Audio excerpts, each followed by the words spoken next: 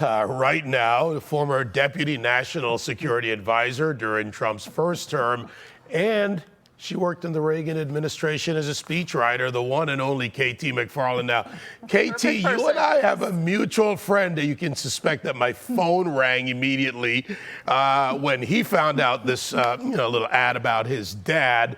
But are we going to give him an apology? Oh, my God.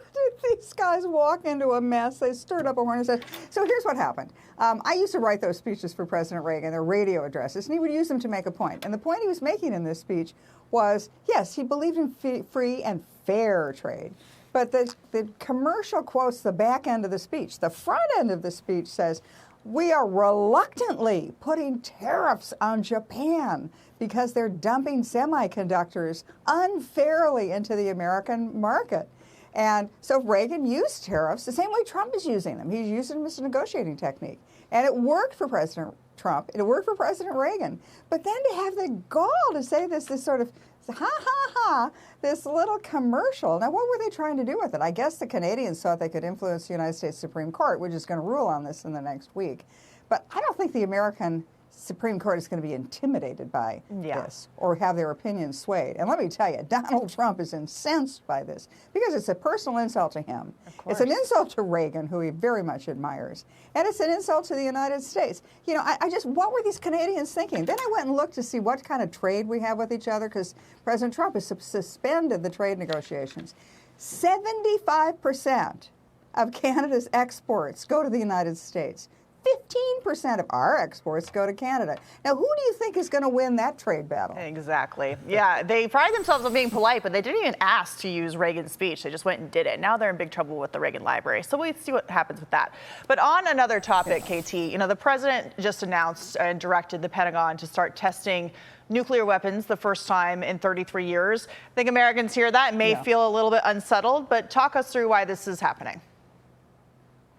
Okay, so the reason that it's irresponsible not to test them is because the nuclear weapons are our deterrent. We have nuclear weapons, not because we want to use them, and President Reagan, in fact, said we don't want to use them, but we want to make sure the other guy doesn't use them.